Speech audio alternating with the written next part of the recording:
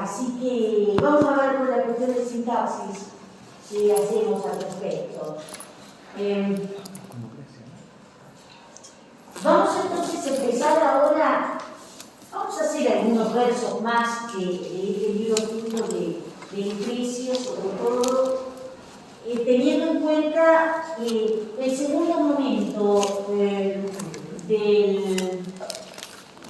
texto ciceroniano que vimos, ¿no? Gran parte de ese segundo parágrafo del Quentione, en donde aparece precisamente la cuestión del origen del lenguaje. En realidad, Cicerón está hablando del origen del discurso oratorio, ¿no? La implementación del discurso oratorio para la domesticación de estos hombres que se encontraban sumamente dispersos en los campos y que este individuo que lo caracteriza, ¿no es cierto?, como Magnus Sapiens, ¿no?, lleva a estos hombres a la construcción de la ciudad, ¿no es cierto? Entonces, creo que de alguna manera Cicerón resume muchos de los aspectos que evidentemente de una manera sumamente amplificada. Se imaginan ustedes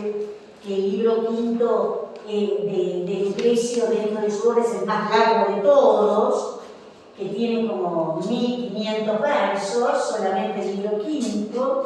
Por supuesto que no todo el libro quinto está dedicado a la cuestión de la historia de la humanidad, pero sí, desde el momento en que Lucrecio debate acerca de la existencia o no de determinados tipos de animales que podríamos considerar dentro de la categoría de lo maravilloso, él comienza a desarrollar, ahí donde nosotros comenzamos, hasta el final del libro quinto, toda esta historia de la humanidad, ¿no?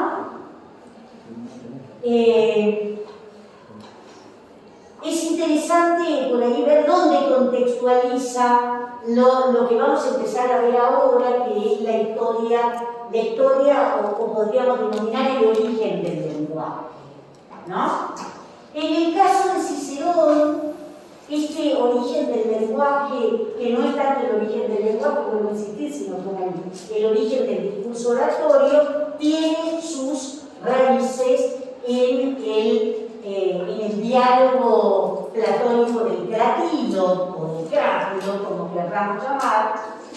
Y en definitiva, bueno, esa sería, yo creo que cuando nos pongamos a pensar en ese trabajo que ustedes van a hacer en equipo, ¿sí? Que lo haremos en el segundo cuatrimestre, y que por lo tanto a través de ese trabajo más el primer parcial hay toda una cantidad de temas que no van a aparecer en el final. Uno de los grandes temas que se puede llevar a cabo para desarrollar es la cuestión del origen del lenguaje. Por lo tanto, bueno, ahí hay una cantidad de elementos que ustedes pueden ir investigando. Yo ahora les voy a pasar a mencionar algunos textos. Yo estuve buscando cosas en español que hay, por cierto, referidas, por ejemplo, a este diálogo platónico, que muchos al respecto dicen que hasta casi puede ser una humorada del propio Platón, pero que, como siempre, bueno, creo que en el Cratilo no se llega, o Cratilo, a ninguna conclusión entre, bueno, Hermógenes y Cratilo, o Cratilo, y al que llaman como para a ver si se llega a algún tipo de conclusión, que es el propio Sócrates. Y ahí aparecen evidentemente dos teorías contrarias que, vuelvo a insistir, no se llega a ningún puerto.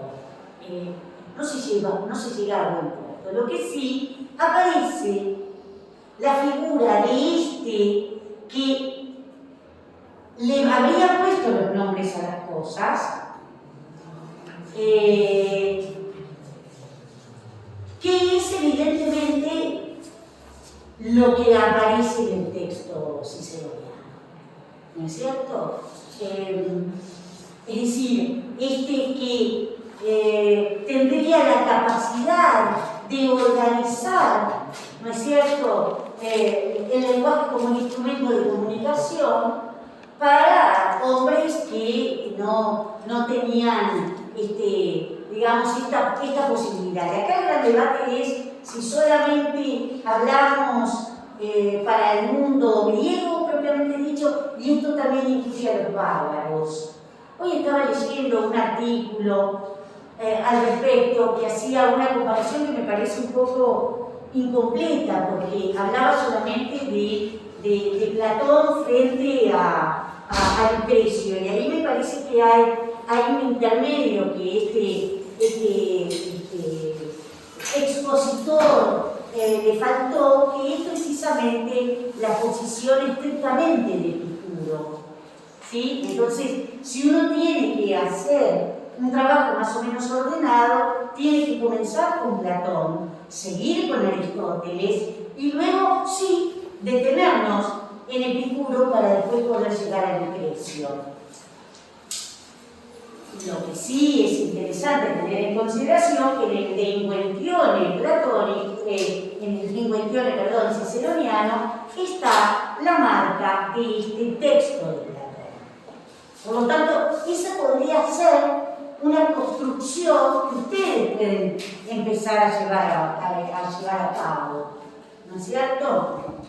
Y hay bastante material al respecto, ¿no? Uno puede ir buscando, puede ir investigando.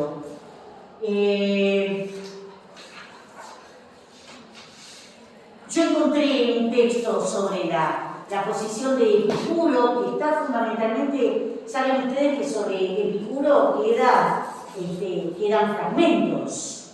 Lo que se conoce sobre la teoría de Epicuria está en un estado totalmente fragmentario. Hay una serie de cartas y después aparecen como podríamos decir, como una especie de una suerte de decálogo, ¿no?, de lo que quedó de esa teoría. Evidentemente Lucrecio es el mayor expositor de la teoría epicuria que nos ha llegado. El mayor expositor. Pero ustedes piensen que median siglos de distancia y evidentemente, no sé si podemos decir a ciencia cierta que Lucrecio es un epicurio de cabo a rabo. Por más que él, por supuesto, dice que sigue las huellas de su maestro, ¿no es cierto? La crítica se debate al respecto, sobre todo porque aparecen otros elementos. Pero entonces el punto de partida podría ser pensar en este diálogo de Platón, que es el Crátilo, y luego también consultar a ver qué pasa por ahí en cuanto a la teoría aristotélica, y sí detenernos en Epicuro, que toda la transmisión de su pensamiento acerca del origen del lenguaje está en la carta a Heródoto, ¿no? Se llama así, la carta a Heródoto. Y por supuesto que Epicuro considera que el origen del lenguaje es estrictamente físico. La carta de Heródoto lo escribe. Sí. Es decir, en esa carta de Heródoto, que es una de las fuentes para el conocimiento de la teoría epicuria, ahí es donde Epicuro desarrolla su concepción acerca del lenguaje.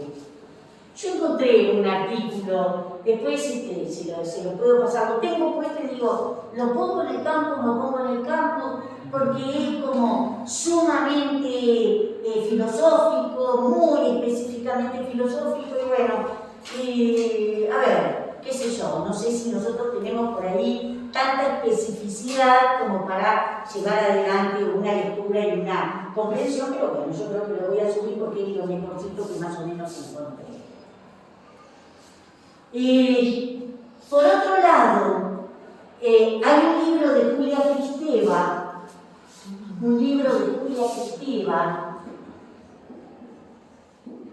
que se llama El lenguaje ese desconocido, el lenguaje ese desconocido, que está en español, yo lo tengo, está editado por la editorial Fundamentos, donde ella hace una historia de las teorías lingüísticas, una historia del lenguaje, y en el libro que nosotros hicimos sobre Lucrecio hay varias consideraciones que tomamos de Kristeva acerca del origen del lenguaje. Y nosotros lo hemos usado bastante, nos ha servido y mucho, ¿no? Hay un capítulo entero que ella dedica acerca del origen del lenguaje y pasa por los distintos filósofos, ¿no es cierto? Después, que estuve por ahí, bueno, porque también la hemos mencionado, hay un capítulo que está en un libro que se llama No Estoy. Es un libro en homenaje a Elena Huber, que fue nuestra profesora de griego. Es un libro homenaje a Elena Huber, que ha sido fundamentalmente, entre otros, editado por Rodríguez Sidre, por Emiliano Ruiz, por Alicia Atienza, que ellos fueron grandes alumnos de Elena. Yo con ella estuve nada más un año, iba después a ser su ayudante y después quedó así en la nada, yo seguía en latín. El mundo podría haber sido otro para mí si hubiera entrado a trabajar por ahí con Elena. Uno nunca lo sabe. En ese libro, en homenaje a Elena Huber, que está editado por Eudeva, hay un capítulo hecho por Adriana Manfredini, por la doctora Adriana Manfredini, que si bien ella trabaja específicamente en un pasaje del libro tercero de la Rerum Natura, hace algunos comentarios sumamente interesantes, porque ella es una lingüista, acerca del origen del lenguaje, y particularmente de este pasaje en el que nosotros vamos a comenzar a trabajar ahora. Y también, por supuesto, hace comentarios sobre la opinión sobre el pensamiento de Epicuro, particularmente. Así que ahí ustedes tienen dos cosas que pueden buscar, ¿no es cierto? El libro del homenaje a Elena Huber está en el instituto, por lo tanto, entonces ahí lo pueden buscar. Y como ya les dije, es un capítulo de Adriana Manfredini.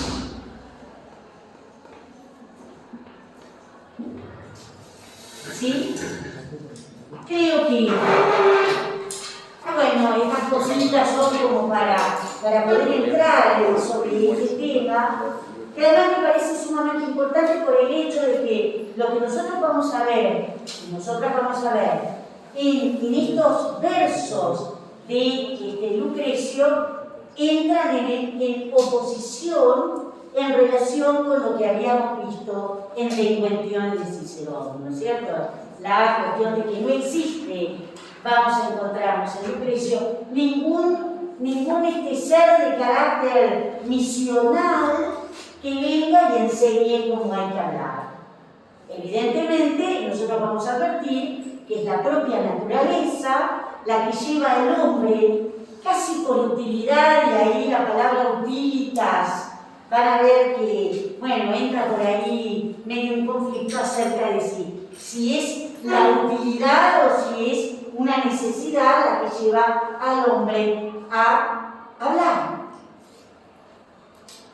¿No? Es sumamente interesante. Así que esto es simplemente como para que ustedes por ahí vayan buscando cosas, ¿no es cierto? Así que vamos a ir, fíjense que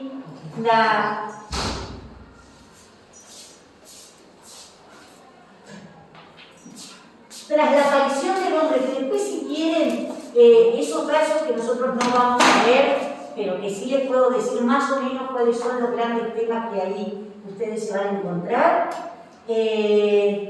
La aparición del hombre, que es el texto al que hicimos unos cuantos versos, imagínense que llegamos hasta el verso 959, luego sigue la muerte, nosotros le dimos en llamar la muerte y sus acechanzas. Ahí aparece el desarrollo sociofamiliar y posteriormente se da el origen del lenguaje. ¿Sí? Digamos que el derrotero temático que nosotros encontramos en Del Reino y Natura no es muy diferente a lo que podemos advertir en De Inventione de Cicerone, ¿no es cierto? Entonces vamos a ir, como decíamos, a este verso 1028, que es el punto de partida de este tema, ¿no es cierto? Hace referencia a lo que hemos denominado como origen del lenguaje.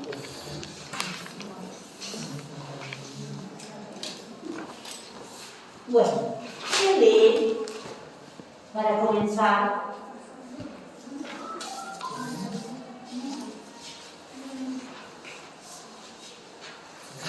a ver alguna de las muchachas acá. Francesca siempre lee. Algunas otras muchachas de por acá. Catalina alguna vez leyó, Fabiana también. Vive, sí. Sí. Hace bastante que está, Hace bastante.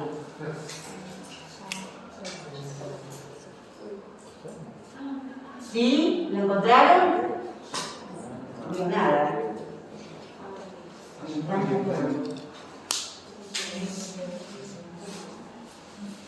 Bueno, ¿se encontraron?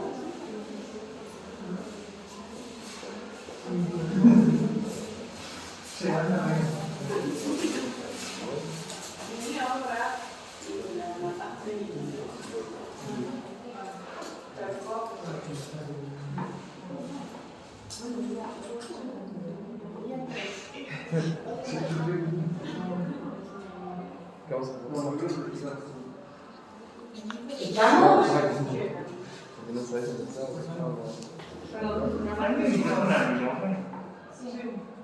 1028. Dice Aquarios. ¿Quieren que yo lo lea? ¿Sí? Aquarios linguae sonitus natura subebit, mitere et utilitas expressit nomina rerum. Creo que podemos llegar hasta ahí. Dos versitos que son muy simples. Sonicus, perdón, Sonicus. Es ahí es breve.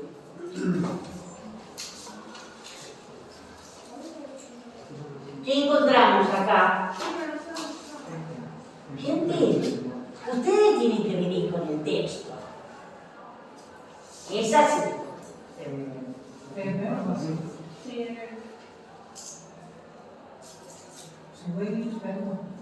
Subedit es el verbo. Subedit es el verbo. Muy bien. Ese es uno de los verbos, ¿no es cierto? Mitere, ¿qué es? Es un infinitivo. De mito, ¿no es cierto? Es un infinitivo. ¿Cómo? Activo. ¿Cómo? Activo. No. No. Mitere. No dice mimiti, porque un verbo de tercera conjugación como mito podría pensar en un infinitivo presente pasivo que es contracto, y entonces es miti. ¿Sí? Entonces, mitere es un infinitivo presente activo. Infinitivo presente activo. Yo les puse también que este verbo subedit, fíjense que digo subedit, ¿no? Y no subedit, porque está en qué tiempo. Perfecto. Y además, al ser perfecto, esa E larga es la marca precisamente del perfecto. Ahí está el formante. Ahí está el formante. Y eso nos lleva a pensar cuál puede ser, digamos, la raíz de este verbo. Si es egit, sub es el prefijo, egit es el verbo. ¿Cuál será entonces la base de este verbo? En activa. En activa, digo en infectum. Hago. Es sub más hago. Pero como esa A en el infectum es breve, todo verbo que en su base tiene una vocal breve, al componerse con un prefijo, como en este caso, cambia de timbre. Entonces es súbigo el verbo. Súbigo. Ahora ustedes me dirán, ¿cómo llego yo a eso?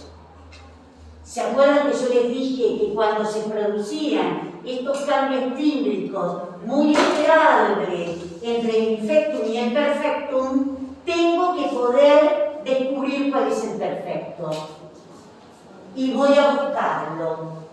Estoy segura que en el diccionario se van a encontrar con subegi y entonces los va a derivar a súbigo. ¿Sí? Yo igualmente en el apuntecito les puse el enunciado completo.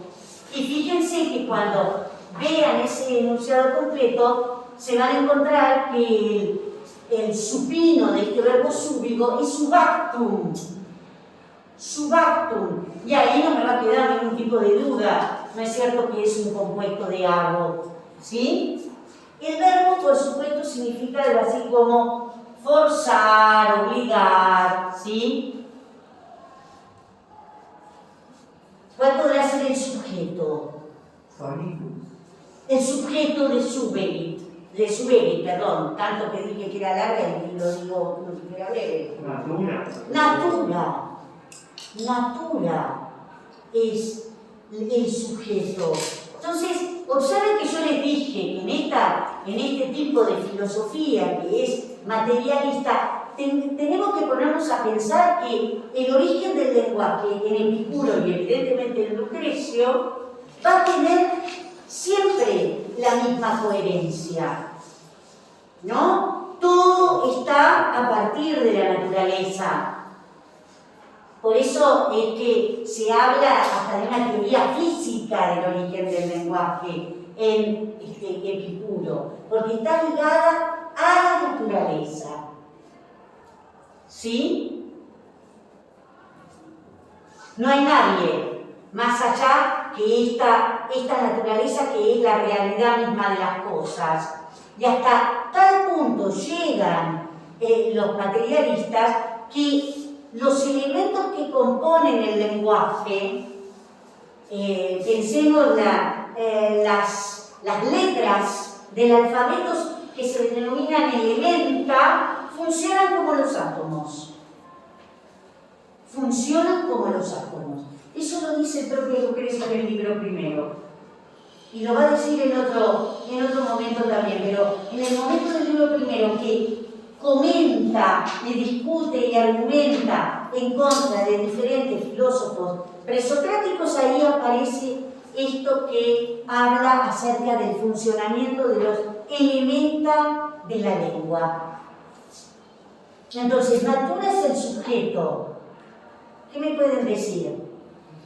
¿Cómo se completa este examen? Es muy simple, porque el verbo es un verbo transitivo. Pueden forzar a hacer algo. Ahora, en realidad, voy a ir por el otro lado, a ver si ustedes lo ven. En realidad es un verbo súbigo que puede tener entre sus modificadores, como les puse acá, un infinitivo con valor final, una proposición de último a subjuntivo, o una construcción de in o ad más acusativo. ¿Tengo algo de esto cerca?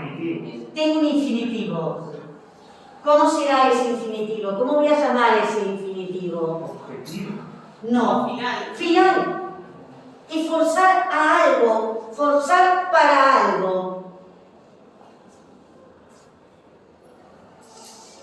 Y ahora sí, ¿lo ven al infinitivo? Sí, ¿no es cierto? Y fíjense, comiencen a ver el valor de los nexos coordinantes. El act, por supuesto, es extraoracional, ¿sí? Pero fíjense, ¿dónde está puesto ese et? ¿Dónde está puesto ese et? Como que la idea, la primera idea, termina en mitere.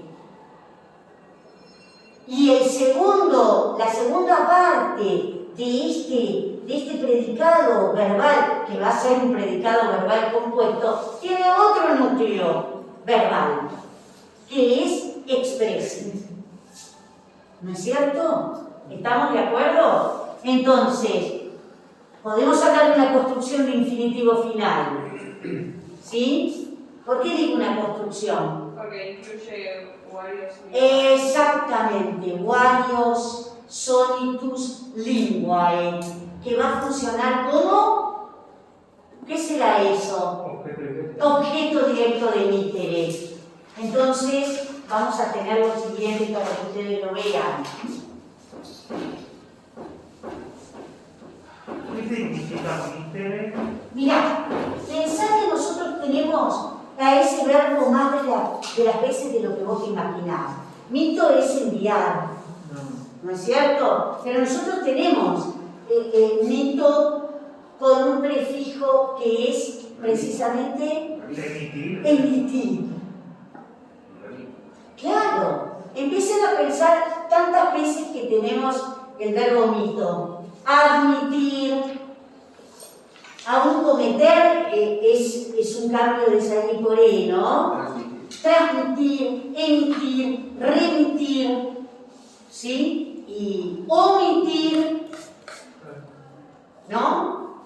Es impresionante. Jueguen con eso. Aún en castellano se van a dar cuenta que, bueno, porque es esto la lengua latina, ¿no? Entonces acá mitere lo vamos a considerar como emitir, ¿no es cierto? Entonces tenemos varios, creo que pone lingua ahí primero, ¿no? Sonitus, ¿sí? Subelit.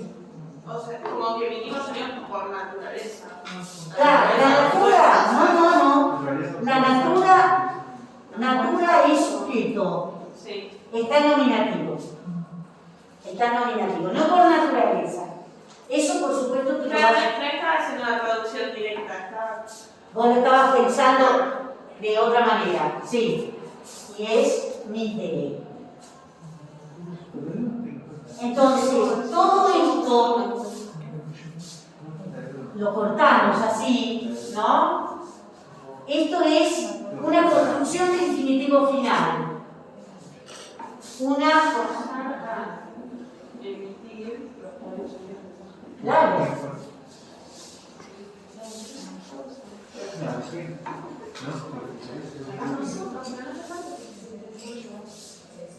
¿Estamos de acuerdo? ¿Qué es lo que está diciendo? La naturaleza, pero, ¿no? Porque tenemos que traducir ese A que tenemos adelante. Pero la naturaleza lo forzó a emitir, estamos hablando, lo llevó a emitir. Siempre seguimos hablando de esos hombres, en definitiva. Por eso es que estamos poniendo un los, evidentemente, un poco para establecer la relación con un campo de correferencia textual que se ha dado antes, ¿no? El núcleo de este objeto directo es sonitus. ¿Cómo enuncian ustedes esta palabra? Sonitus. Sonitus, ¿quién dijo sonitus? Está muy bien, porque es de cuarta, si no, no tendríamos este aplicativo plural. Fíjense el trabajo de ubicación ¿no es cierto?, del atributo, que por cierto este es un adjetivo pronominal indefinido, ¿no? Varius, varia, varium, ¿sí? Que sigue por supuesto el modelo del primer grupo de adjetivos, del adjetivo de primera clase, y el núcleo es un sustantivo de cuarta declinación. En el medio, bueno, podría ser un genitivo posesivo, qué sé yo, son los sonidos de la lengua, ¿no? Los variados sonidos de la lengua. La naturaleza, no hay ningún ser de características diferentes, esa idea que aparece en el texto platónico, como ustedes pueden ver, acá no corre, y tampoco, por cierto, lo piensa Epicuro, ¿sí? ¿Cómo sigue esto? Ahora tengo el et, ¿no es cierto? Sería utilidad sería El próximo qué? sujeto. El próximo sujeto. Quiere decir que en estos dos versos, si fuéramos así, rigurosos con la estructura de las cláusulas que nos encontramos, tenemos acá dos oraciones, ¿no es cierto? ¿Qué sé yo? Tenemos la palabra utilitas, que por cierto ahí, uno lo va a traducir como utilidad, pero evidentemente es una utilidad necesaria, ¿no? Ahí hay algún que otro que se debate acerca de si utilitas no es, acá entendido, debemos entenderlo algo así como una necesitas. ¿Y la utilidad qué hizo? Expresó, hizo salir, ¿no? Acá también tienen otro verbo que tenemos en castellano. ¿Cuál es? Por supuesto está en pretérito perfecto, ¿no? En esto hay por supuesto, se da la consecutio temporo inexplicable. El primer verbo está perfecto, el segundo en consecuencia también. Pero ¿cuál es el verbo? Ex más primo. Ex más primo, ¿sí? Y en castellano tenemos el verbo también un montón de veces aparece, ¿eh? Entonces hizo salir, expresó. Expresar tiene que ver con esto de hacer salir. Exprimir, por supuesto. Exprimir. Porque hace igual. Sí, exacto. ¿No? Pareciera ser que hacer salir, expresar es como exprimir. Y es un verbo, por supuesto, transitivo. ¿Qué cosa hizo salir? Los nombres de las cosas. Los nombres de las cosas. Quiere decir entonces que este nomina rerum es ¿qué cosa? El objeto directo.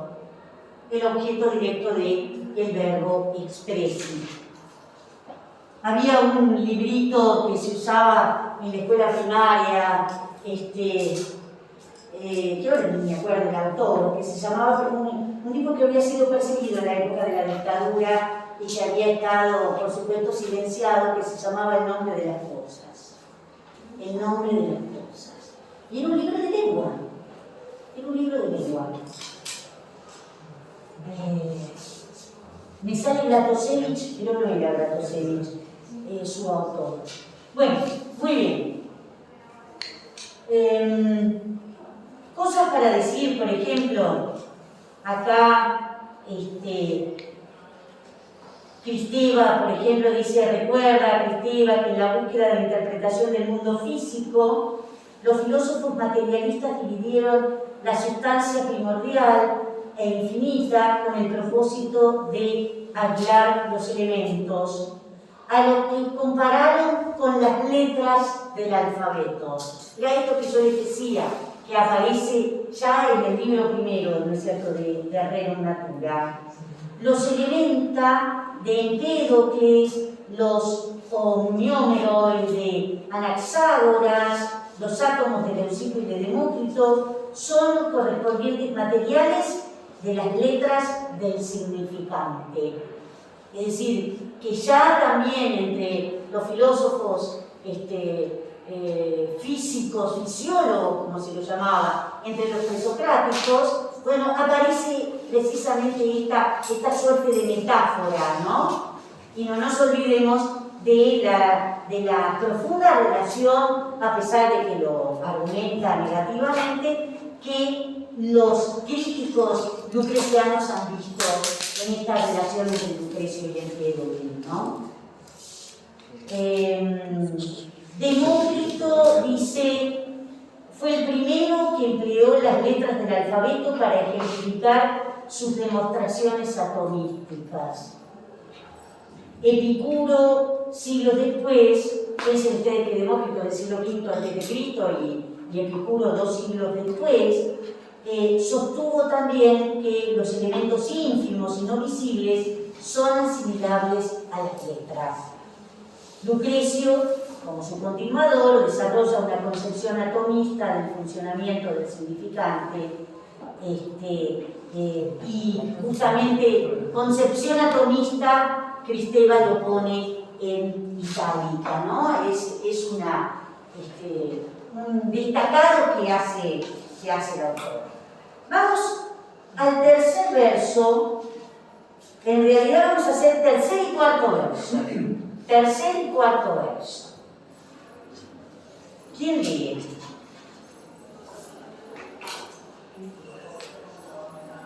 ¿No se nos quedó así nomás la habilidad de expresión, los nombres de las cosas? Claro, hizo salir los nombres de las cosas, ¿no? Es decir, que acá lo que estamos viendo es que hay una cuestión de necesidad que llevó al hombre a nombrar. Ahora él va a hacer una comparación.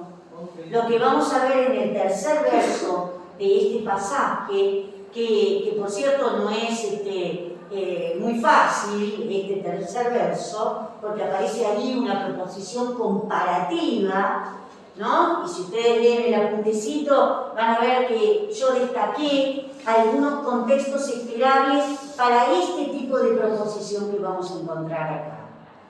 Y hay algo muy común en Lucrecio, que es comparar muchas veces con los niños. Con los niños, ¿no? El temor que tienen los hombres ante lo que no comprende de la realidad es el mismo temor que tienen los niños a la oscuridad de la noche, por ejemplo. Esa comparación, esa analogía, la utiliza Lucrecio en más de una oportunidad. Y acá vamos a ver que él va a llevar a la cuestión de los niños a esto que los niños hacen para que le den una cosa, ¿no? Pregunten en su casa cuando ustedes empezaron a hablar. Pregunten a ver qué pasaba. Es muy interesante eso. Yo tenía a mi hijo mayor que a todo le llamaba Acme, parecía lo del Correcaminos más o menos, que era todo marca Acme, y él decía Acme, Acme, Acme, Acme, Acme, y vos decís, ¿qué? Y además, esto que va a decir Lucrecio, lo interesante es, ¿no?, el señalar, ¿no? Esta condición de lo deístico que tenemos y que resulta fundamental, lo va a decir Lucrecio en relación con el origen del lenguaje. ¿Sí? Entonces, ¿vamos con esto? Dice, non alia longe ratione atque sauidetur protraere ad gestum pueros infantia linguae. Vamos a llegar ahí. Esto no quiere decir que la comparación llegue hasta ahí, pero no vamos a aumentar las dificultades lingüísticas, las dificultades gramaticales con que nos vamos a encontrar. Bueno, ¿qué podemos encontrar? Por lo menos vamos a ir desandando el camino, ¿no? Está Guidetur. Puede ser que sea, me parece que... Claro, exactamente. Está Guidetur. Esto ya nos abre, ¿no es cierto?, una dificultad que es la presencia de este verbo que nos hace pensar en una construcción personal. O bien también podríamos directamente, a veces uno no traduce tantas veces que, ¿no? Si lo venimos acumulando antes y directamente pone el infinitivo, que ya sabemos, nos vamos a encontrar con un infinitivo predicativo subjetivo, como lo quieran llamar, que ¿cuál será? Protrae. Exactamente. Protrae, que como ustedes pueden ver, es un compuesto de ¿qué?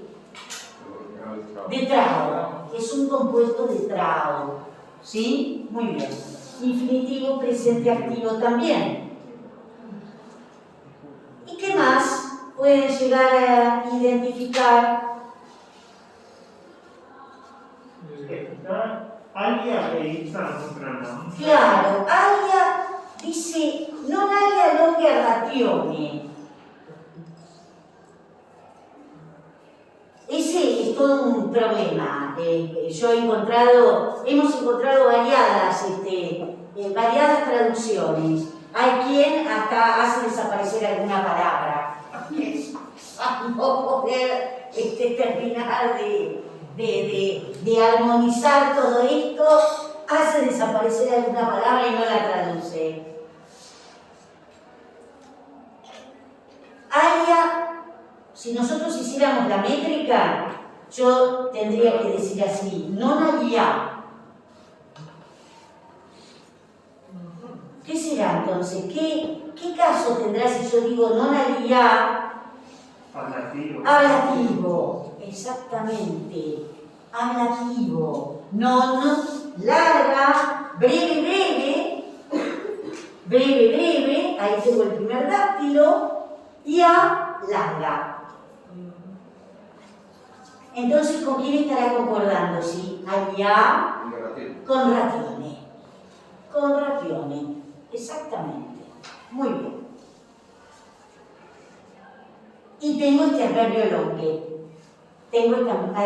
longue. No lejos de otra razón,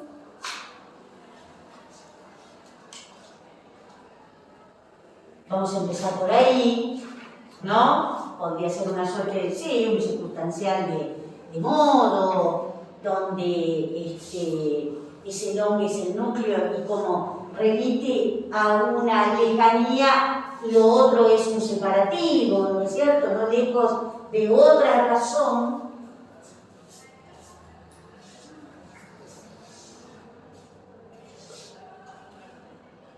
Está comparando lo previo que dijo, aunque ustedes no lo crean.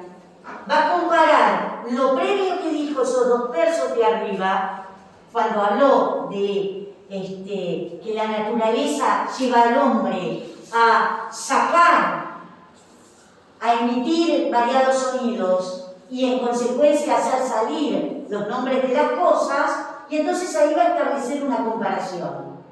No lejos de otra razón y está un ipsa. Ese ipsa que tenemos ahí,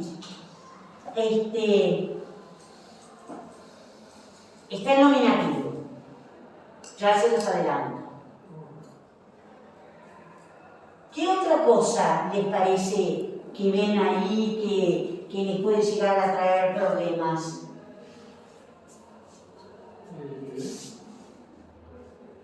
Quieren seguir más abajo. ¿Con quién estará ipsa? Porque ipsa puede estar solo. Infantia. Ipsa infantia linguae. ¿Sí? Ipsa infantia linguae. Ese es el sujeto de videtur. Ipsa infantia linguae. Lo más increíble que infantia, la palabra infancia, que da evidentemente infancia,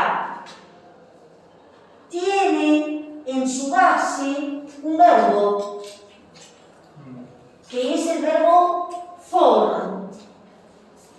No ritifore, no. For, faris,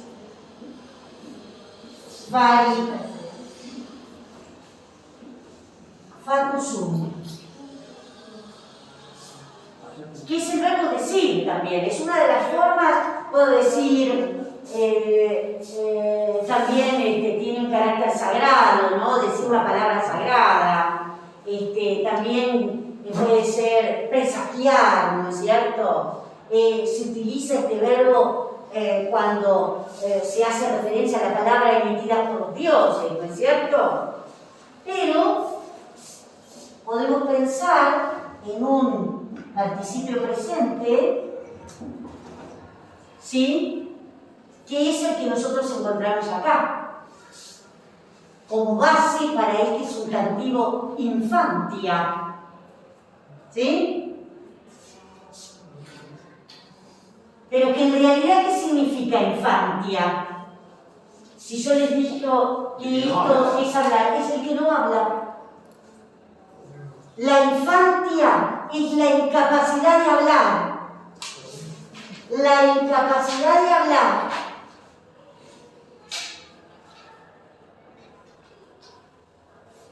Es decir, que cuando hablamos de las infancias, hablamos de los que no hablan todavía. Un infante es aquel que no habla. ¿Estamos de acuerdo? ¿Sí? Entonces fuimos desandando el camino. Con ese non alia longa ratione es, digamos, ¿no?, el elemento base nodal para establecer la comparación entre lo de antes y lo de ahora, que ahora va a introducir. Esto que dijo previamente no está lejos de esto otro que va a decir ahora. Sí. ¿Cómo se relaciona etimológicamente esto con la infantería? No. No, nada que ver. Yo no creo que tenga que ver con eso. Es muy parecido. Sí, pero tendríamos que buscarlo. Habría que ver. Yo no creo que no puedan no hablar. Risa o metáfora. No creo, no lo sé, tendríamos que buscarlo. Habría que ver, por ahí puede ser que no hablen. Que simplemente cumplan órdenes. Claro, por eso, en términos del rango del ejército. ¿verdad? Puede ser, claro, podría llegar a ser. ¿Sí? Igual la infantería es el soldado de a pie. Es el soldado de a pie, yo estaba pensando eso. Es el soldado de a pie. Dice que la RAE dice que infante viene de infans. ¿Viste? Ahí lo tenés. Claro. O sea, infante es soldado. Y también. No, pero infante, soldado, es otra cosa. Es otra cosa. El infante es, la infantería es el soldado que va de a pie. Es el ejército, en definitiva. Es el ejército. Pero bueno, sigamos. Todavía yo veo una comparación. ¿Hay algo que introduzca esa comparación? ¿Hay alguna conclusión que introduzca la comparación? Más adelante hay un mucho. Sí, pero es según te calculo ahora. Acque.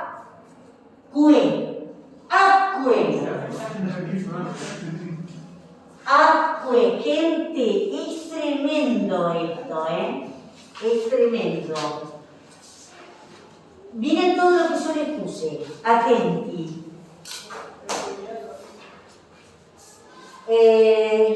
Con acque, así se encuentra en la sintaxis.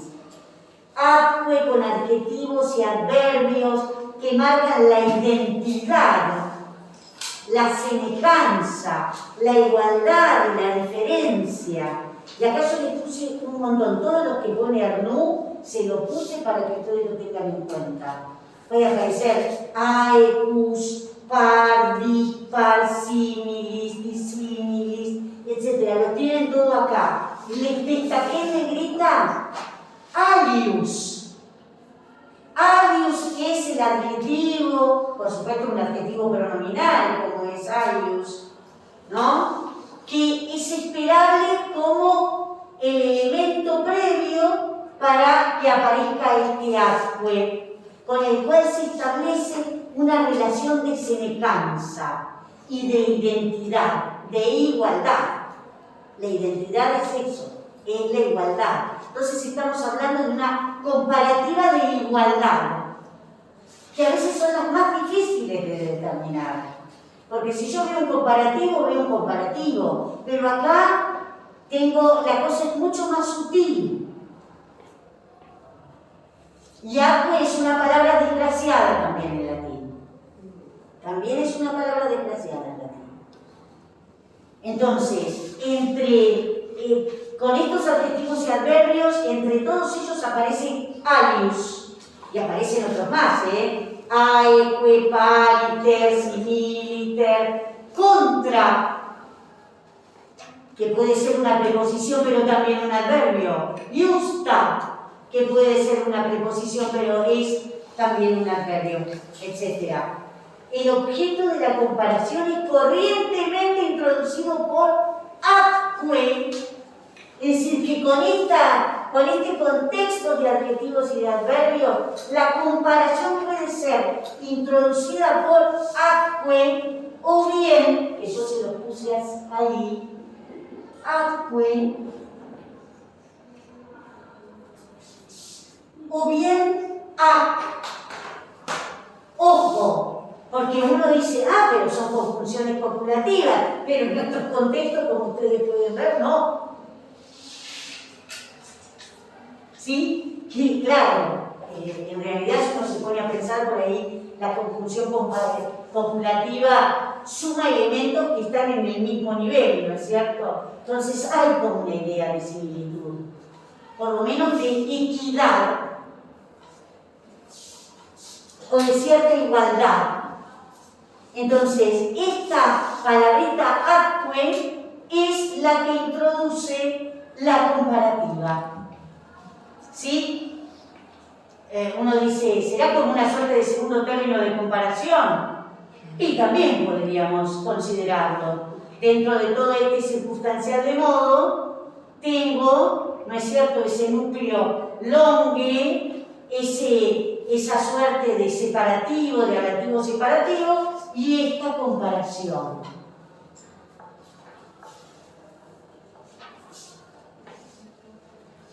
No le vamos a dar todavía final a esta comparación. Le dimos comienzo. Y por supuesto, si hay algo que también ustedes pueden agregar a su ficha, a su apunte, es que el verbo de esta comparativa es el modo indicativo. El modo del verbo de esta comparativa es el modo indicativo. Como en general suele suceder con las comparativas. Mayoritariamente, lo mismo pasa con las modales, mayoritariamente el modo verbal de estas proposiciones es el modo indicativo. Pero de estas comparativas de igualdad. Sí, exactamente. Bueno, entonces ya habíamos analizado internamente un montón de cosas de esta proposición. El sujeto, que ustedes mismos lo fueron como componiendo, es ipsa infantia linguae. Y parte del segundo término de comparación. Dentro de esa comparativa, ¿no es cierto?, de esa proposición comparativa.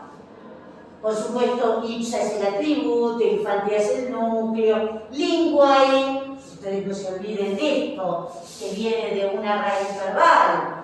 En consecuencia, podemos hablar la lengua tiene la capacidad de hablar, la lengua habla. En consecuencia, ese linguae, ese genitivo es un genitivo subjetivo, ¿sí?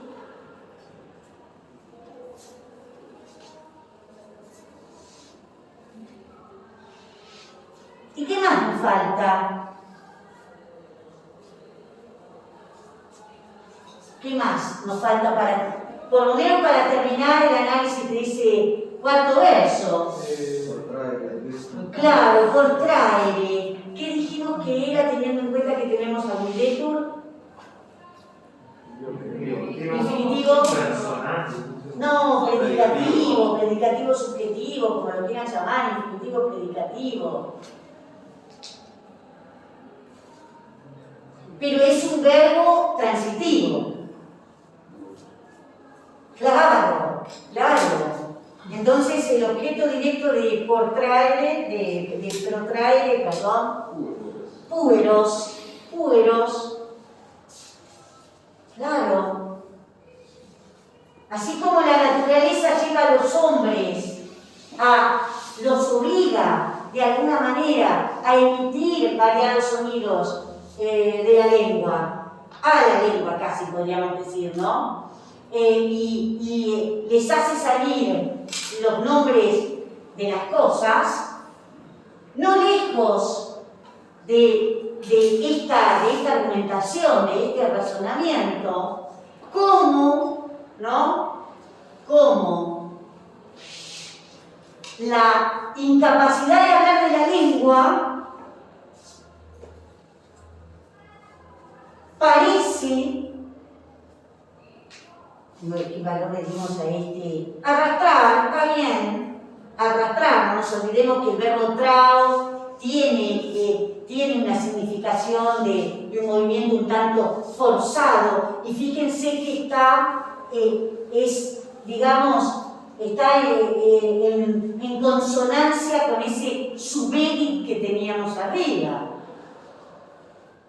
Parece arrastrar a quienes, a los niños, hacia los gestos, hacia el gesto, al gesto. ¿Y qué vamos a ponerle a ese adgestum? ¿Qué función? Si es un hacia y es a. ¿Está claro lo que está diciendo Lucrecio? ¿Está claro, no es cierto? Sí, pero no entiendo si al final toda parte del circunstancial de modo o no. Sí, claro, de alguna manera sí. Sí, claro. Sí, claro que sí. El problema que siempre tenemos es qué función le damos a las preposiciones comparativas. ¿Cómo las llamamos? Yo recuerdo que acá Fraschini decía que hasta el segundo término de comparación era una proposición con elementos seguidos. Fraschini fue un profesor de larga data acá en la facultad. ¿Fue tu profesor? ¿Hiciste con él más o menos en el final de su carrera acá? Y unos 5 años. Mirá. ¿Y quién tuviste de ayudante? Mainero. Claro, el jefe de trabajo práctico. Yo también trabajé bastante tiempo con Fraschini. Sí, él decía eso. Me parece una idea bastante acertada, El segundo término de comparación, decía él, es una proposición comparativa con elementos seguidos. Cosa que es muy esperable, en las comparativas que se lidan elementos.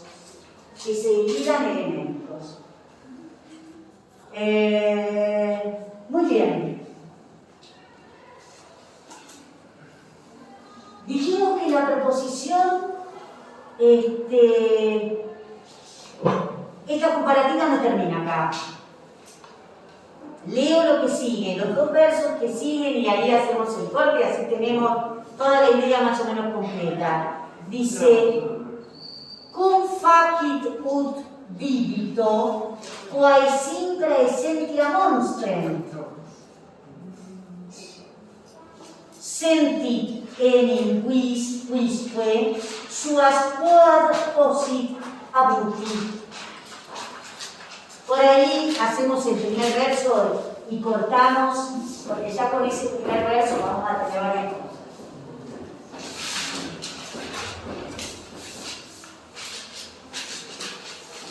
Entonces dice él, ha llegado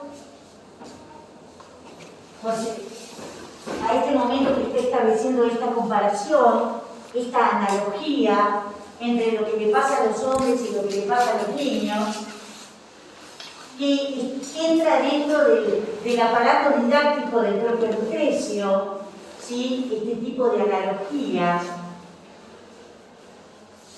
Y como decíamos, la proposición sigue. Vamos a ver dónde la terminamos. En el siguiente verso, ¿qué encontramos?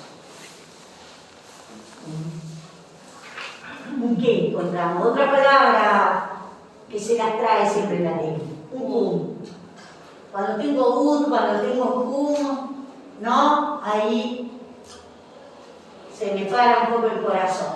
Inmediatamente, me voy rápido al verbo para identificar en qué modo y en qué tiempo está este verbo. ¿No? Hay otro verbo antes. Fuck it. ¿Sí? Y entonces ahí, ¿qué tiempo y qué modo tiene esto?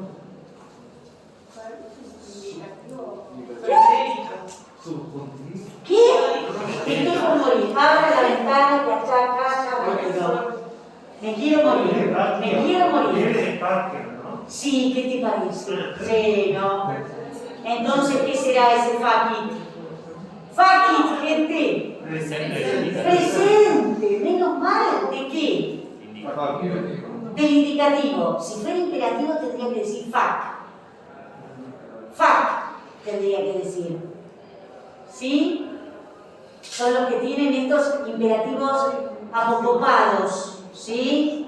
Como dick. ¿Sí? El verbo dico es dick. ¿Sí? Y duco es duc. Y faccio es fac. La segunda persona del singular del presente del modo imperativo. Entonces, presente del modo indicativo. Y luego, ¿con qué me encuentro? Con ut. Estamos con los compañeros del municipio de Berazategui, si les podíamos robar 2 minutitos. Bueno, unos minutitos yo tengo que... Voy a escribir una Buenas tardes, chicos. Muy amable, profesora. No, por favor. Dice Cecilia, mi nombre es Mario. No sé si se ubica donde queda Berazategui, es un partido del conurbano pasando Quilmes, con un intendente justicialista de hace 35 años. A fines de año, en el Estado, en el empleo público, a fin de año se renuevan los contratos y el intendente decidió dar cesantía a 150 trabajadores.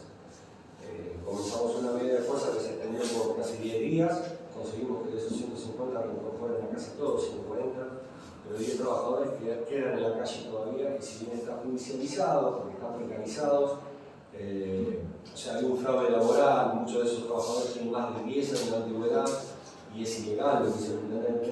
Los tiempos de la justicia lamentablemente no son los de esos trabajadores y bueno, se les está haciendo muy difícil a la espera de una resolución judicial llevar un plato de comida a la casa. Estamos recorriendo universidades y bueno, nos tocó acá, así que la compañera tiene una cajita que es un fondo de lucha para ayudar a estos compañeros. Quien pueda colaborar y quiera hacerlo con lo que sea, con 10 pesitos, 20 pesitos, lo que sea, se les agradece mucho, chicos. Gracias por el tiempo. No, por favor. Espero no haberlo robado mucho. No, estoy escribiendo. ¿Qué materia es esta? Latín. Latín, me pareció que era latín. No. Qué difícil. No. ¿No? Como cualquier otra lengua. Chicos, muchísimas gracias a todos. Y a usted también. Muchas gracias. Por escuchar y por ayudar. Suele suceder también acá. Suele suceder que en general hay muchos de compañeros que están también interinos, entonces Claro, sí. Precarizados, sí.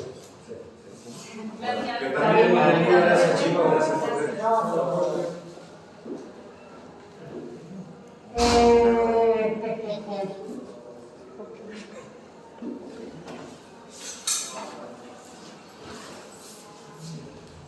Está como muy largo.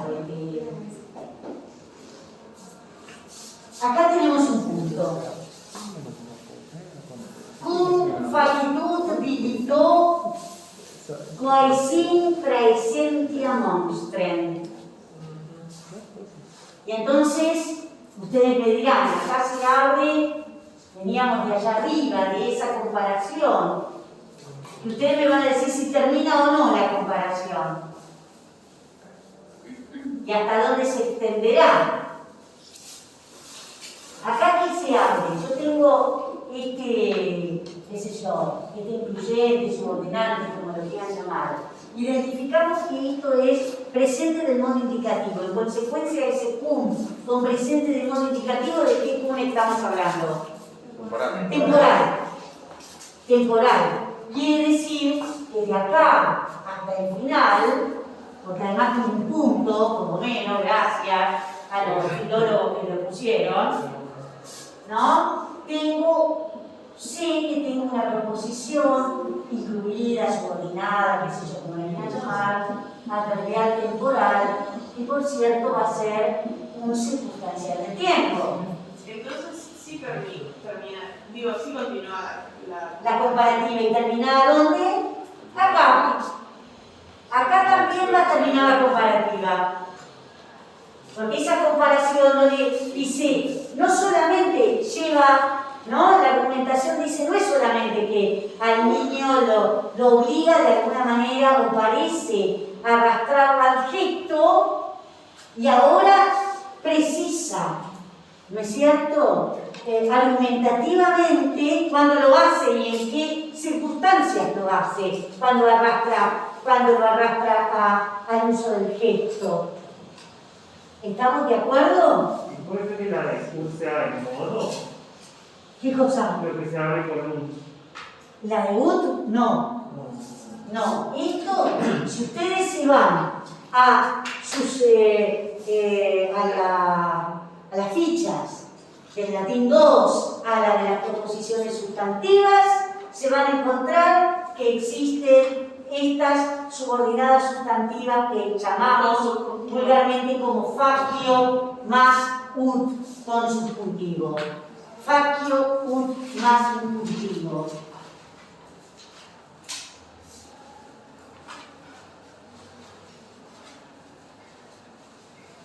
Porque no son volitivas, ¿eh? Uno piensa que solamente las sustantivas son volitivas, ¿no?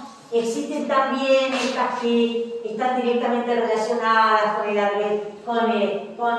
la circunstancia, con el acontecimiento, mejor dicho, con la eventualidad. ¿Sí? Entonces, en realidad, dentro, bueno, uno podría poner el cum, que tiene una raíz pronominal y cuando es un circunstancial de tiempo si analizamos internamente, ¿no es cierto? Si ustedes quieren hacerlo, podrían hacerlo, pasa lo mismo en español. Todo esto que yo tengo acá es una proposición subordinada o incluida, como la quieran llamar, sustantiva. Todo hasta el final. ¿Estamos de acuerdo? Y todavía queda el cual que Por eso les dije, tranquilites. Esto es un sujeto, ¿no es cierto? Todo es un sujeto. Cuando hace que,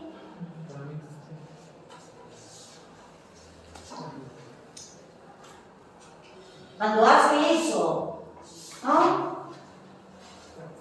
Cuando hace eso, no, en realidad es objeto directo.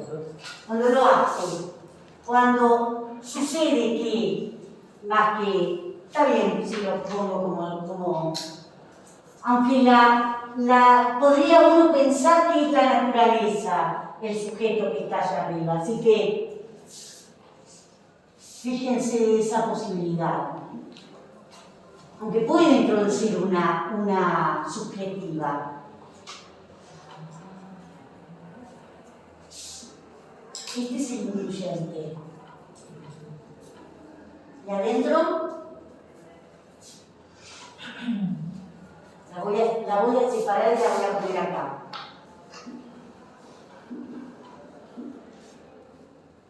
Y los verbos. O sea, uno debe ser de ut y otro de cual.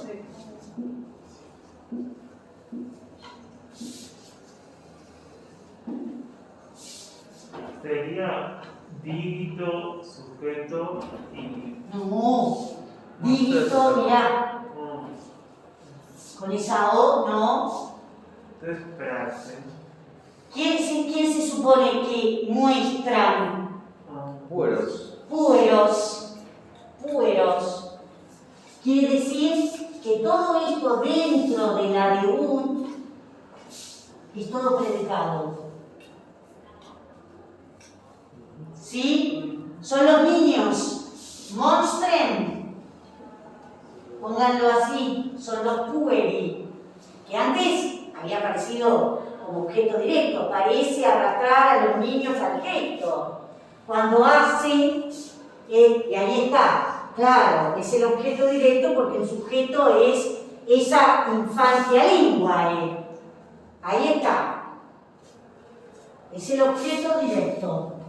Pensemos que el sujeto es infantia linguae.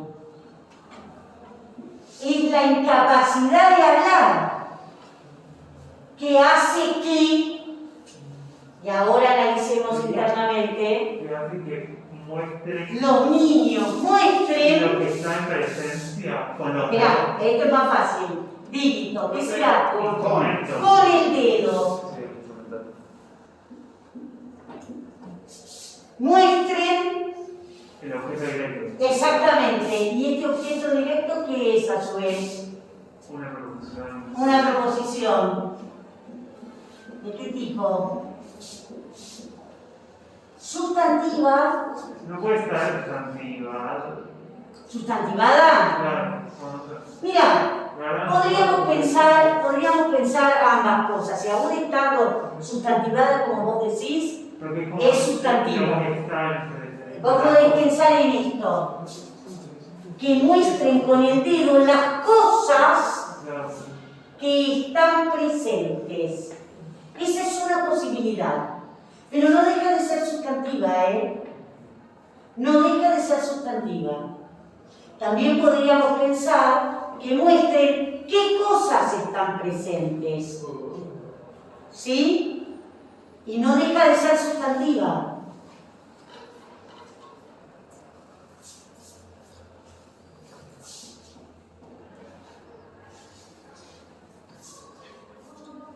¿Por qué?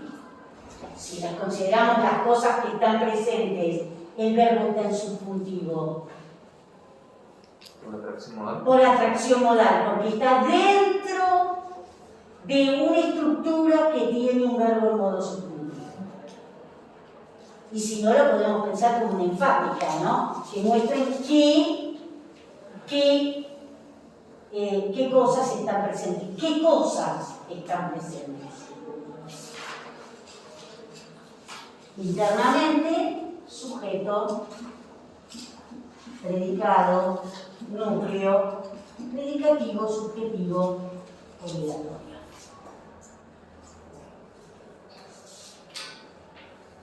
Mírenlo y me preguntan. ¿Cuál es singular o plural? ¿Qué cosa? ¿Cuál es la ¿Qué te parece a vos con ese verbo ahí? Bueno, entonces ¿por qué Sí. la esencia está en... ¿No? Pero no es plural. ¿Está en plural? Ok.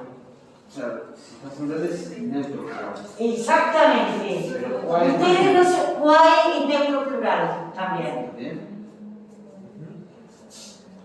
Sí. Qui, quae. Ahora que me digan la traducción. Bien. Entonces, vamos. No lejos de otra razón como la misma incapacidad de hablar de la lengua parece arrastrar a los niños al gesto, cuando hace que muestren con el dedo las cosas que están presentes. Esa es una posibilidad. ¿Por qué pongo las cosas? Porque el neutro plural me lo habilita. Y si no, lo podemos traducir como que muestren con el dedo, ¿qué cosas están presentes? ¿Qué cosas están presentes? Y una cosita antes de que cortemos. No olvidar que ese praesentia que tenemos acá es el participio presente activo que puede presentar algunos compuestos de sum. Porque este praesentia viene de praesens, praesentis, que es el participio presente del verbo praesum. El verbo sum no tiene participio presente, pero sí lo pueden tener algunos compuestos de sum, como praesum. ¿Sí? ¿Estamos de acuerdo? Mírenlo. Mírenlo. Sí, pero eso es una cosa que ha aparecido muy posteriormente y está dentro del latín clásico. Y se ha creado por analogía. No, es de la época medieval, ¿no? Claro. Y es casi te diría que una creación, ¿eh? Claro. Eso te lo dice el mismo Arnú. El verbo praesum puede tener esta posibilidad y por eso tenemos ausente. ¿De dónde viene ausente? De absens, de absum. De absum. ¿Lo ven o no lo ven? El último verbo se traduce como que cuando hace que. Cuando hace que muestra, hace que muestre, ¿no? Muestre con el dedo las cosas que están presentes o qué cosas están presentes. Punto previo, ¿sí? Acá digamos que remata, por así decirlo, toda la argumentación, o por lo menos parte de esta argumentación. Después se va a seguir estableciendo analogías entre los niños y los animales, ¿no?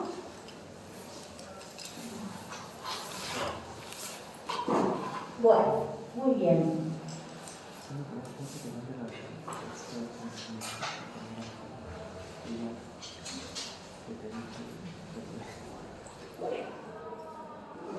Verbo principal en este verso. Senti. Este es un verbo. Por supuesto, este es un nexo coordinante, es una racional. Y en general aparece en segundo lugar, ¿no? ¿Qué quiere decir? Pues, quiere decir que todo esto, ¿no? Es una oración, en realidad tendría que cortar, ¿no? Predicado verbal simple, vamos a sacar un poquito más largo. ¿Se imaginan cuál podrá ser el sujeto de esto? Whis. Podría ser whis, pero no lo es. Qué palabrita whis, ¿eh?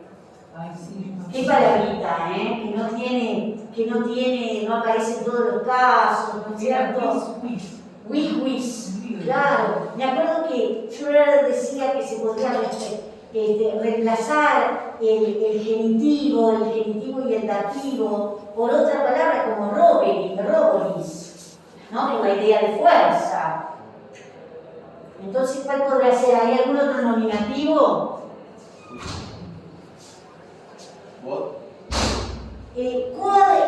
Lamentablemente es un pronombre interrogativo que tiene la peculiaridad que desde el punto de vista métrico se emite de manera monosilábica o se considera como monosilábico.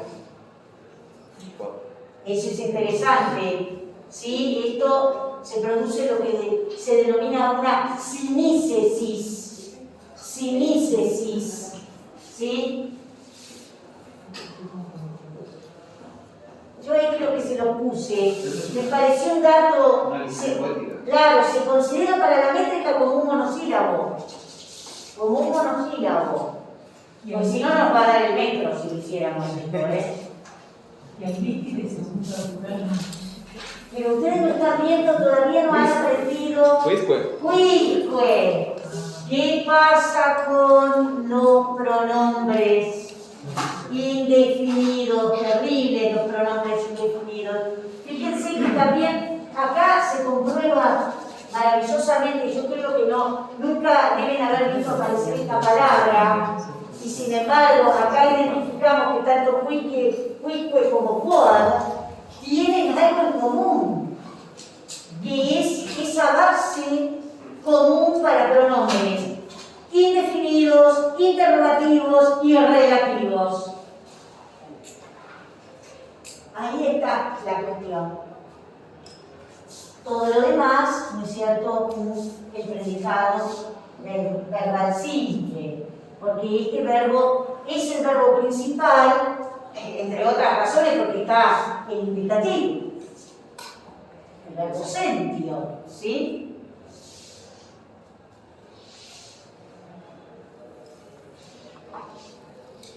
Muy bien. Pues cada uno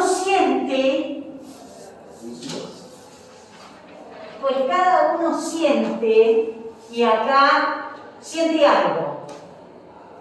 El problema que yo les dije, que acá el que va a meter primera para introducir aquello que siente es el pronombre interrogativo. Quiere decir que este pronombre interrogativo va a introducir este pronombre, a pesar de que está en esta colocación de la frase, pero no nos olvidemos que esto es poesía, ¿sí? Este es el pronombre que va a introducir a este objeto directo. Bueno, ustedes lo voy a borrar porque si no va a parecer que estoy poniendo... Ahí va.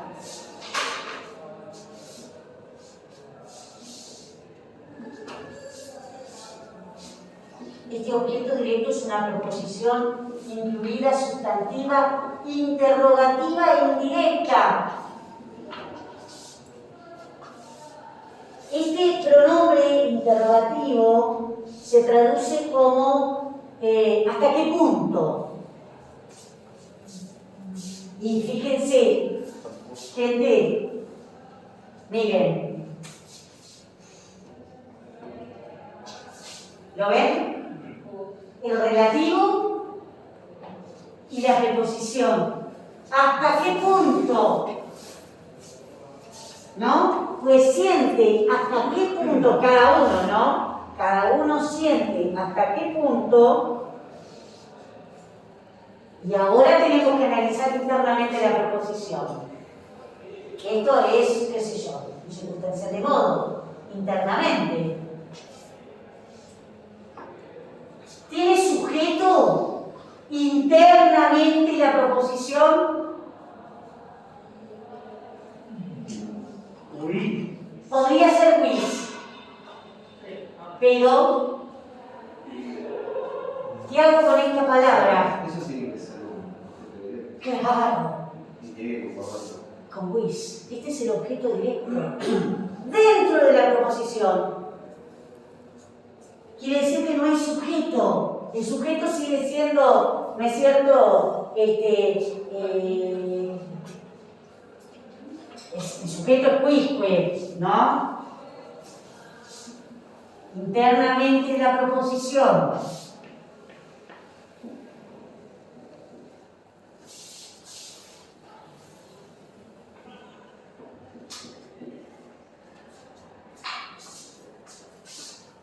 Núcleo verbal de esta proposición. Puede ser frase verbal considerable. Claro, podría, si ustedes quieren considerar esto como núcleo frase verbal, háganlo. O si no, núcleo infinitivo complemento, como le llama Bernoulli, para no jugarse con objetivo subjetivo, que es el gran debate cómo lo voy a considerar, ¿sí? Si quiere el infinitivo complemento. Y en consecuencia, este es el objeto directo.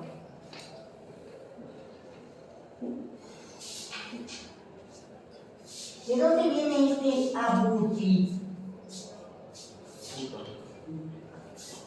Miren. Tutor.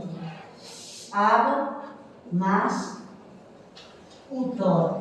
¿Se acuerdan que yo les dije que podría ser transitivo, De manera arcaica podría ser transitivo. ¿Estamos de acuerdo? ¿Cómo traducimos esto? Pues siente cada uno hasta qué punto puede hacer uso, en realidad, si quieren abusar, a mí no me gusta la significación en castellano de abusar, ¿no es cierto? Hacer uso de sus fuerzas, de sus capacidades, de sus fuerzas. Van a ver por qué queda mejor traducirlo por fuerza. ¿Cómo? ¿Está relacionado con vivir? Sí, con virtus. Claro, claro que sí. Sí. ¿Sí?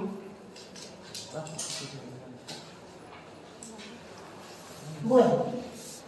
Pero acá, doctor, ¿por qué toma objeto directo y no? Puede tomar objeto directo, puede ser transitivo, Ojo que de manera arcaica autor es transitivo. Sí. O sea que abuti es un participio. Abuti es el es el infinitivo. Infinitivo presente, así o morfológicamente hablando, de abutor. Abutor, abuteris, abuti, abususum. Abususum.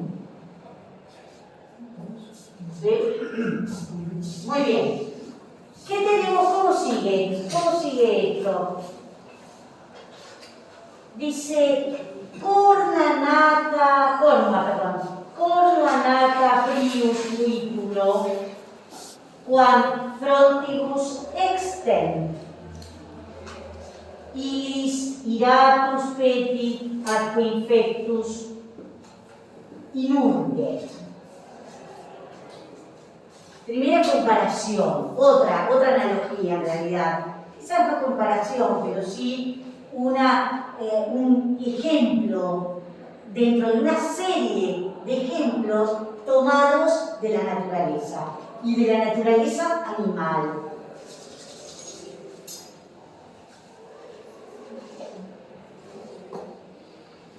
Bueno, acá hay un problemita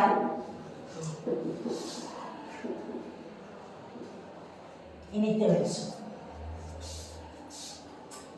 Lo encabezamos así, este verso 1034, en nuestro comentario.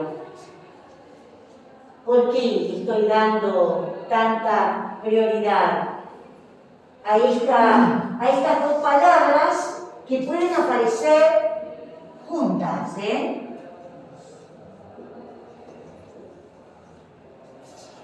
¿Que introduce qué? Una temporal. ¿Antes qué? Más comúnmente aparece separada.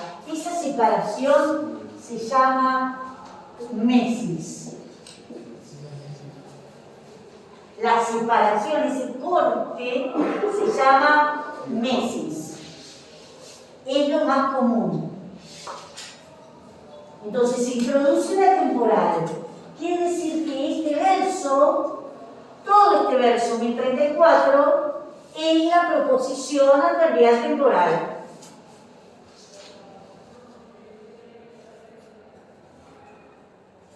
Acá va a ser una comparación, es impresionante lo que hace Lucrecio. De alguna manera es una comparación porque sigue utilizando la analogía como recurso didáctico, estableciendo los comportamientos animales en relación con los niños que intentan tomar las cosas, que intentan señalarlas para que se las den. Entonces está diciendo que esa capacidad que de alguna manera la naturaleza va a desarrollar o va a llevar a los hombres a hablar es la que vemos en los animales, que ya tienen determinados instintos.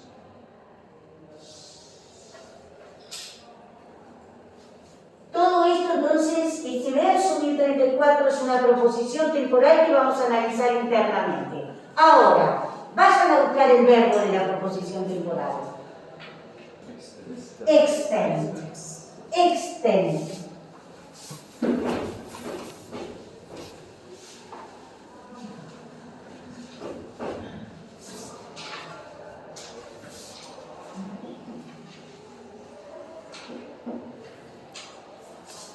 Si yo tengo que acostumbrarme a eso,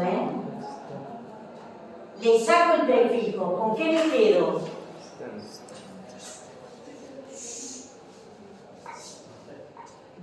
¿Qué es esto? ¿De qué verbo viene? Stop. ¿Cómo sigue el verbo stop en su enunciado?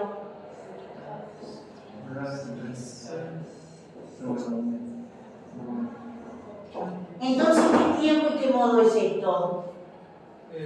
Presente del subjuntivo. Exactamente, presente del subjuntivo. ¿Por qué?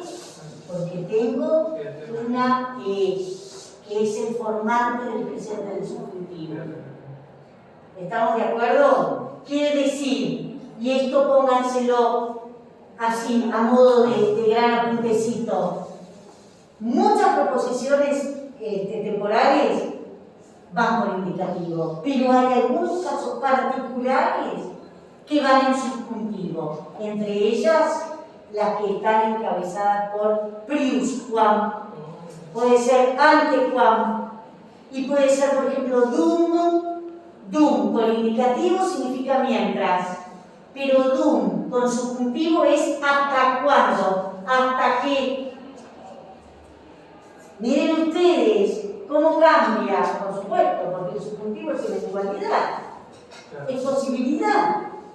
Hasta que suceda, todavía no sucedió. Por eso el dum con subjuntivo tiene este matiz de lo que no es todavía. Esto tampoco. Algo muy interesante lo dice quien escribe la sintaxis de Baños acerca de las temporales, que dice, esto en realidad por más que diga antes que, implica un futuro. Y por eso lleva subjuntivo. ¿Sí? Entonces, ¿qué dice? Antes que aparezcan, ¿no? El verbo esto es estar presente, estar de pie, aparecer, sobresalir podría ser. Nosotros le pusimos sobresalir. Acá tomamos ese matiz. Cornua. Fíjate que la posición por ahí nos permite ver que nata funcione como un predicativo, ¿no es cierto? La posición es predicativa porque está después del núcleo, aunque ustedes ya saben que eso no determina muchas veces nada. Pero sí el sujeto, sin lugar a dudas, es cornua. ¿Qué pasa con ese sustantivo? ¿A qué declinación pertenece? Bien. ¿De qué género es? Muy bien. Bravo. Es cornus. Cornum. Y sí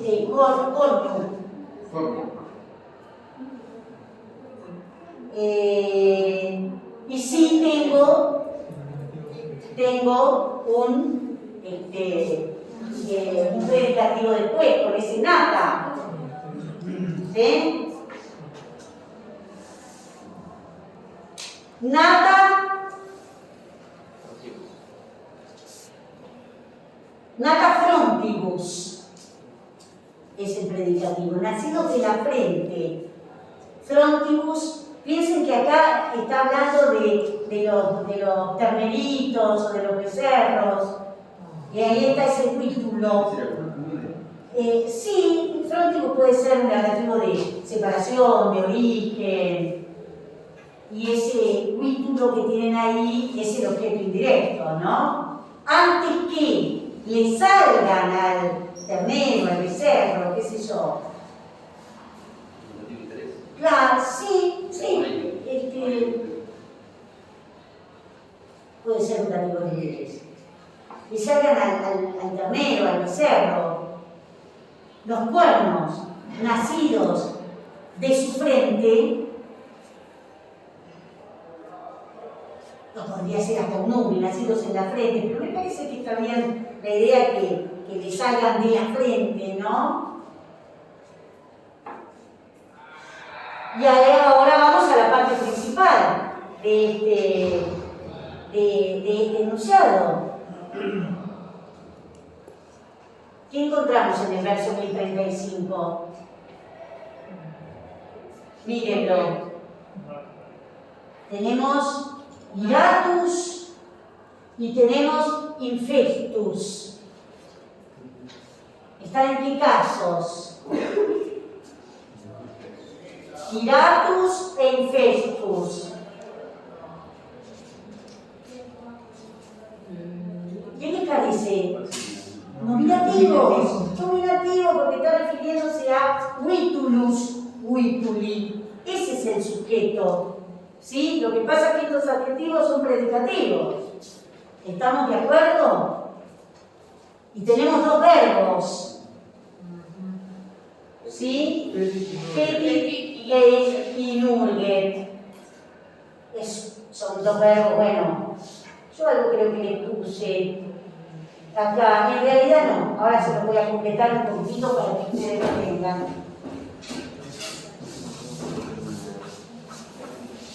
¿Cuál es la función de Vilma?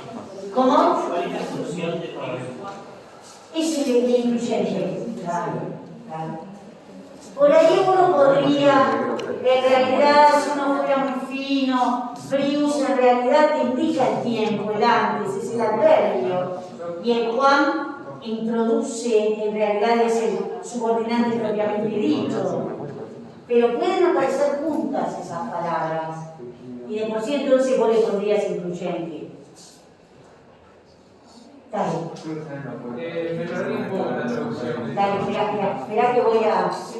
Ya con esto rematamos, porque ustedes, hay varios que van a tener 2 horas más y van a quedar para ir a la terapia intensiva más o menos. Igual que yo, no se preocupen. ¿Cuál era el problema? La traducción. Antes que le salgan al ternero, qué sé yo, becerro, los cuernos nacidos, surgidos de su frente. Ahí termina la temporada. Ahí termina la temporal.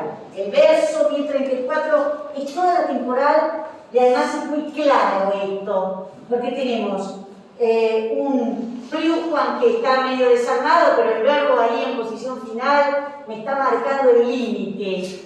¿Estamos de acuerdo? Pero, perdón, nada pronto estaría modificando a... Modifica tanto a forma como al verbo. Por eso es que hablamos de una construcción del participio predicativo. ¿Sí? Okay. ¿Estamos? Sobresalgan, le salgan nacidos de su cuerno, de su frente. ¿No? Fíjate que ahí, acá claramente, este participio nada está relacionado con forma como con el verbo este. ¿Sí? Y ahora, abajo, ¿qué tenemos? Tenemos 2 verbos. Ya a esta altura escribo cualquier cosa. Peor cada vez. Ahí va. Este es el verbo peto. ¿Sí? El verbo peto, que es un verbo de tercera mixta. Petere, peto, petis, petere. Petiwi, el perfecto. O peti, eso ya se lo da el diccionario. y petitum. ¿Sí? Un verbo que también puede estar acompañado de muchas preposiciones, que lo podemos traducir con la idea de atacar, porque peto es ir hacia, ¿no? Tiene esta idea.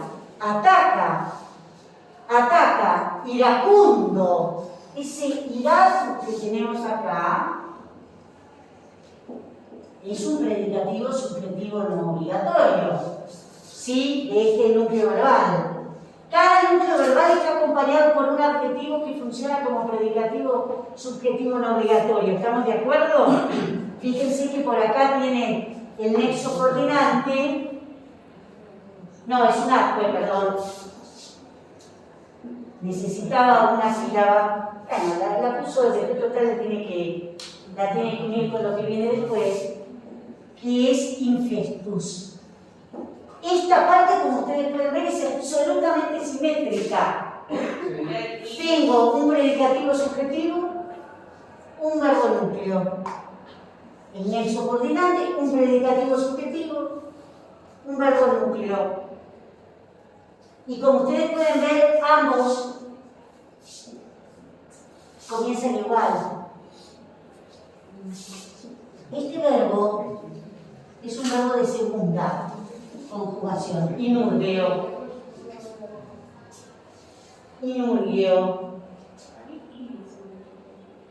¿Y qué nos queda? Iris. ¿Qué es este iris?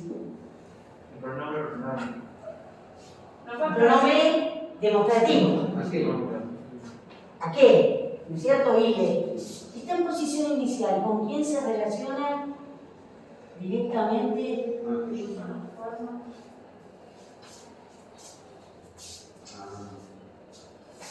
No, antes de que le aparezcan los cuernos, antes de que le sobresalgan, pero ya están ahí, con ellos. Claro. Le sobresalgan, ¿no es cierto? Aparecer los tienen, pero son chiquititos todavía. Eso es lo que está queriendo decir. Ataca con ellos. Irritado, iracundo, si quieren. Y se lanza hostil. ¿Estamos de acuerdo? ¿Sí? ¿Cerramos acá por hoy? Vamos a hacer unos versitos más el próximo viernes y se termina Lucrecio el próximo viernes. Pero volveremos a Cicerón. No sé qué prefieren. Si Cicerón o Lucrecio. ¿Te gusta Lucrecio? ¿Qué te parece? ¿Qué tu grupo?